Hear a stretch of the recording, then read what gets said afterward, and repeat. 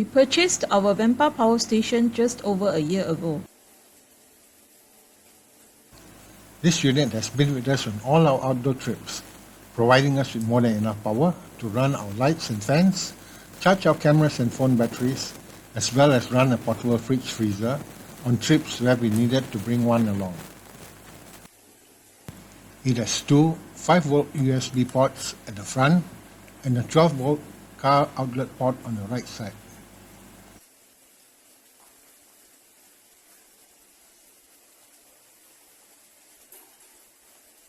The power station that we have is rated at 300 watt of power with a battery capacity of 600 watt hour or 150,000 milliamp hour, and it has proven to be enough for our usage even on a 3 days 2 nights trip off-grid.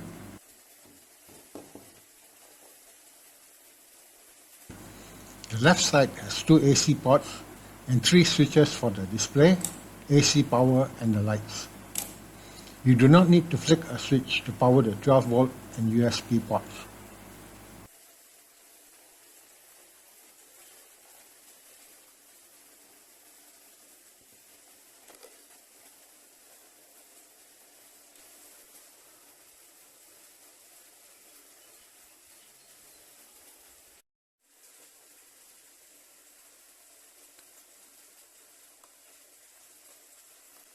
At the top of the unit is the charging port for the wall charger, car charger and solar charging cable. Only the 220 volt charger was provided with the purchase.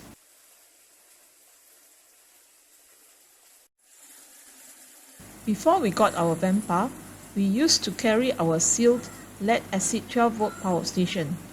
These were bulky and took up a lot of space.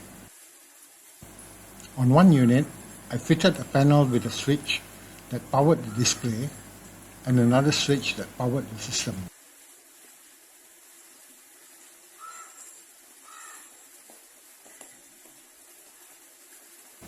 It has two USB ports for my phone and battery charging or to power our USB fans. There is also a 12-volt port for our high pressure washer or shower pump.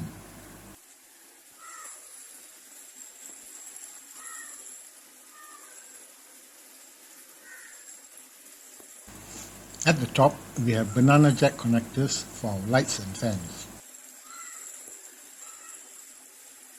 MC4 connectors allow us to connect to a solar panel. Both the solar cables and the battery cables are each passed through a circuit breaker before connecting to a solar charge controller.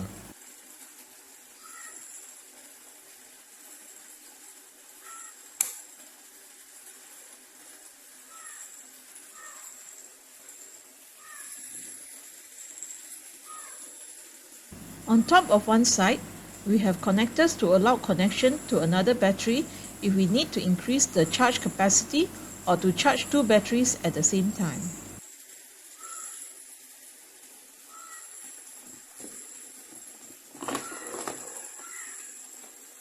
The load circuit is protected by a fuse.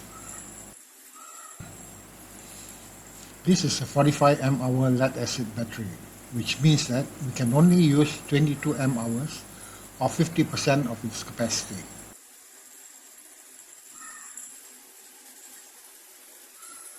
There are another 2 USB ports on the charge controller.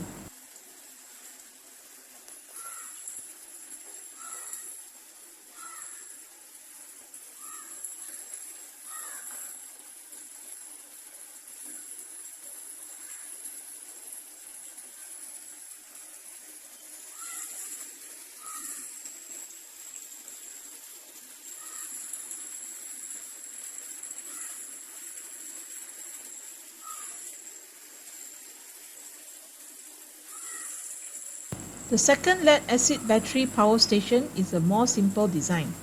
It does not have the charge display, car outlet or the 2 USB ports on the side.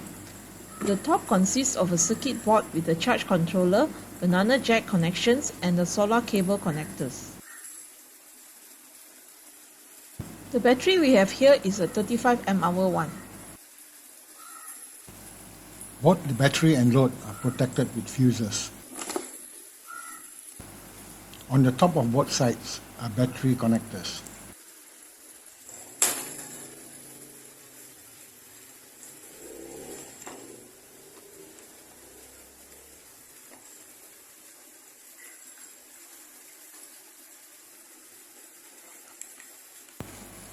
Again, MC4 connectors connect to a solar panel. The thing we love most about the Vanpa power station is its sleek and compact size that allows it to be placed almost anywhere. Not many power stations in the market can claim the same. Let's compare the size with the battery box.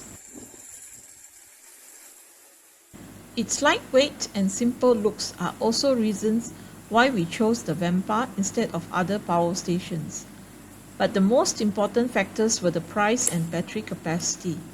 A lead-acid battery only allows you to drain it to 50%, whereas the lithium battery can be drained down to 20%.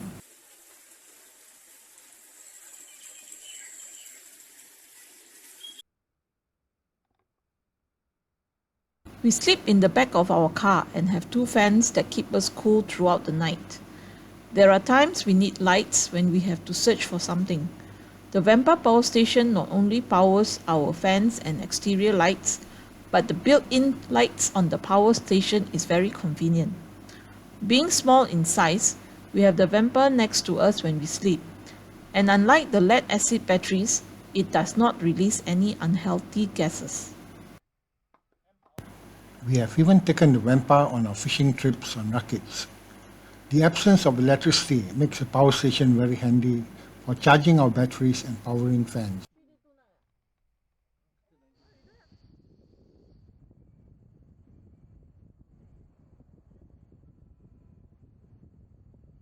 The weather lately has been really hot.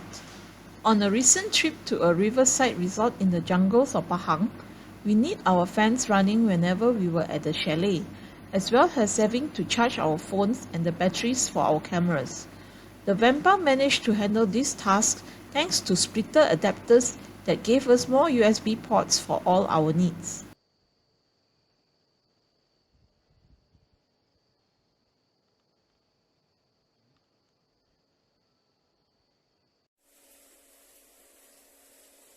This power station is also great for charging our fridge freezer and keeping it running.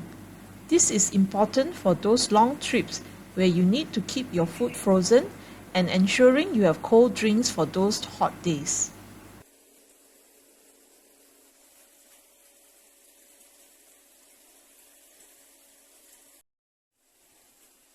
And when we do run low on charge, which is not often, our portable Dokyo foldable solar panel will charge the Vanpa power station to ensure we do not run out of power.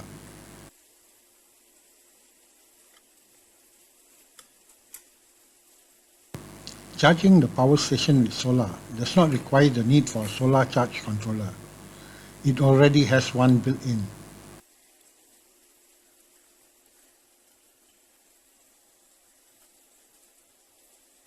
These connectors are great. Makes connecting wires fast and easy.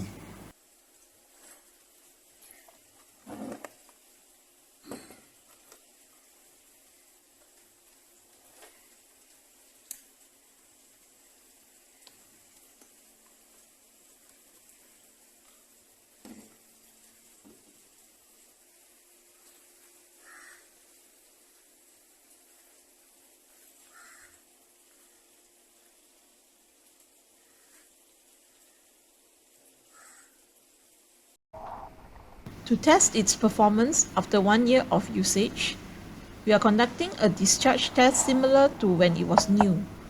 We have connected a 160 watt fan to see how long it takes to discharge the Vanpa power station down to 20%. When we tested it the same way last year, it took around 2 hours and 50 minutes. We've also connected a phone to the unit to time the progress, although it will not make much of a difference in the results. Right, here we go.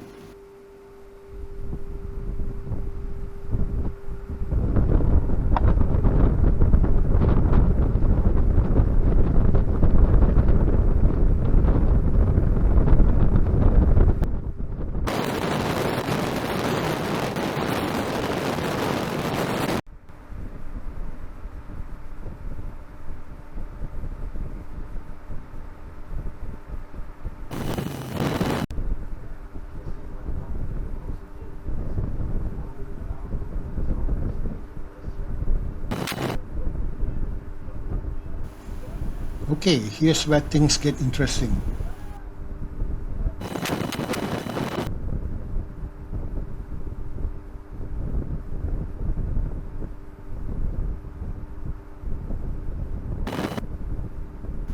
It took almost 3 hours to drain down to 20%, which is as it should be.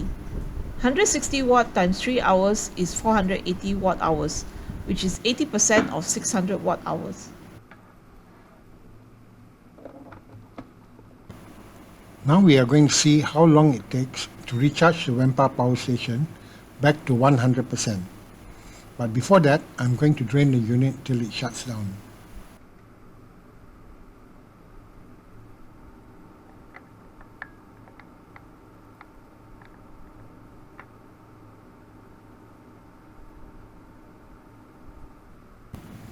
The unit is totally drained now. We'll remove the fan, connect the AC charger and start our timer.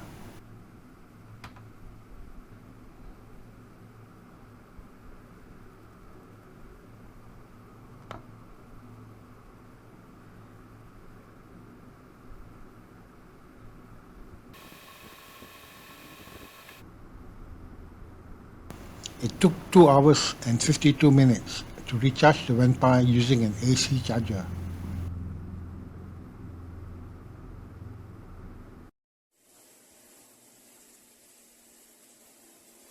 We have seen that the Vanpa 300 watt 600 watt hour power station is compact, light, and has ample power for a wide range of devices. However, if you are traveling off-road, the power station will be subjected to bumps and scratches. We have found a solution that protects the unit against damage. An old drill hard case is strong enough to store the Vanpa in while traveling. The foam that held the unit while being shipped to us fits perfectly in the case.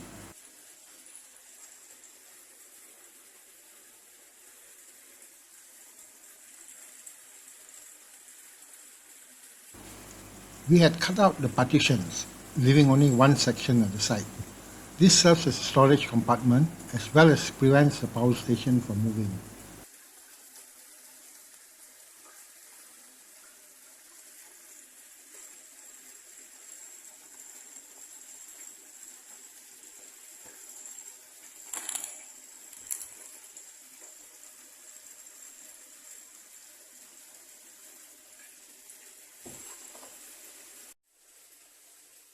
These are some accessories that we have added to get the most of the power station. We've rigged up a circuit that consists of banana jack connectors that connects to the Vanpa by means of a cigarette lighter jack. This is a solar charge cable. We'll leave a link in the description if you are interested.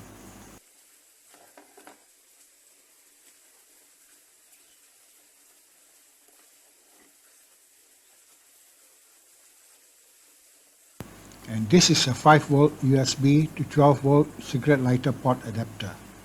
Gives you the option of a cigarette lighter jack or USB adapter.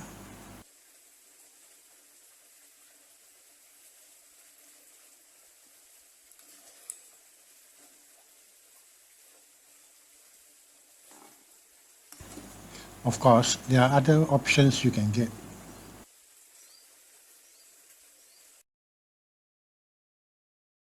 So after a year, was the Vanpa 300 watt 600 watt hour a good buy? Well, it's sleek and easy to carry about as well as easy to store. It has ample power for our needs. Great to have around the house during power outages. Its price tag was much lower than its competitors and suited our budget. On the con side, they do not provide the car charger or solar cable. You cannot use the unit while it is being charged, and there could be more 12V ports. So was it worth the money? Our answer is most definitely. It has made our lives a joy on camping and outdoor trips. In the event of power outages, we still can have lights and fans or even run our notebooks. Finally, it's worth noting that the Vanpa power station has become more affordable over the past year, thanks to its growing popularity. When we bought our Vanpa power station, the price was around 600 ringgit. Now it's dropped to as low as 480 ringgit. This is a good time for you to get a Vanpa of your own.